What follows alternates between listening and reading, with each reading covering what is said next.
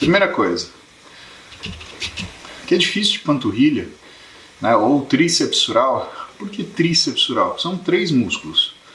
O solear, que fica agarrado na tíbia, e o gêmeo lateral e o gêmeo medial, né? Ou os gastrocnêmios, forma de barriga, né? Antigamente a gente falava barriga da perna, né? Esse é um termo que faz muito tempo que eu não escuto, mas que foi consagrado pelo uso durante anos. Então, gastrocnêmios, né? Faz sentido o apelido que a gente dava. Então são 3 músculos. O solear é um músculo que costuma sustentar o passo. O gastrocnêmio é um músculo que costuma servir como gatilho do passo. E então a gente tem músculos de ordem diferente trabalhando juntos biomecanicamente, ocupando funções diferentes na marcha. Você tem que lembrar que marcha é uma coisa importante na vida do ser humano, tanto para ele andar, quanto para ele correr, quanto para ele ficar de pé. E ela acontece de uma forma muito bem organizada. Você tem o choque do calcâneo, a distribuição do peso pela lateral do pé, depois a absorção desse peso pelo antepé, até que você faça uma coisa chamada toe-off, que é a retirada do hálux, do dedão, do chão, ou a decolagem do dedão. E esse movimento perfeito, ele garante que a gente tenha o melhor possível no nosso desempenho em relação à locomoção, principalmente quando se tratam de esportes de corrida, seja ela de endurance, seja ela de velocidade. E você percebe que não incomumente os atletas de endurance, eles têm panturrilhas muito bem desenvolvidas. Pensa o seguinte, a gente sempre fala de volume, a importância do volume para o desenvolvimento muscular. E muita gente que reclama que não desenvolve panturrilha, né? Você vai perguntar, mas quando você treina de panturrilha? E aí o cara fala assim, eu faço 3 séries de 10 repetições antes do treino de perna. Ou faço 3 séries de 10 repetições depois do treino de perna. Pensa que geneticamente a gente foi programado a poder caminhar da ordem de 50 a 60 km por dia, né? Porque o homem surgiu na face da Terra como caçador-coletor. Se você pensar que mais ou menos por quilômetro você tem uns 250 passos, 10 quilômetros você tem 2.500, e aí a conta vai grande.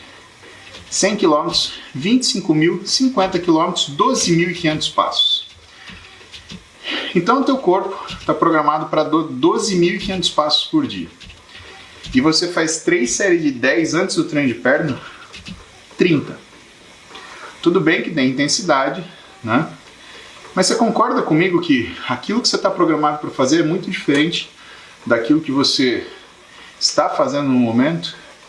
Principalmente hoje, a gente não caminha mais para o trabalho, a gente não sai correndo para fugir de um leão ou para caçar um animalzinho para a gente comer, né? A gente pega Uber, a gente trabalha sentado, né? Tem controle remoto da televisão, não precisa ir até o telefone quando ele toca, porque ele praticamente não existe mais telefone com fio.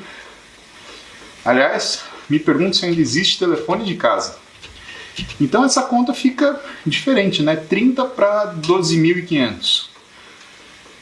Então o que a gente costuma fazer?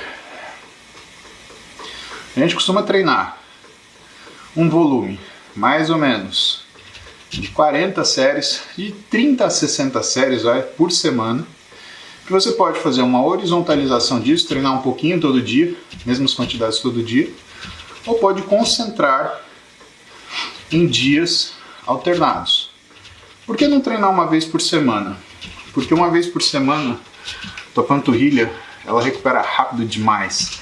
Isso quer dizer que se você treinar tudo numa semana, tudo num dia só, o seu músculo vai destreinar ao longo do período até chegar uma nova sessão de treinamento, por conta das características do tríceps sural, da panturrilha, dela recuperar-se muito rápido e dela suportar muito volume de treino.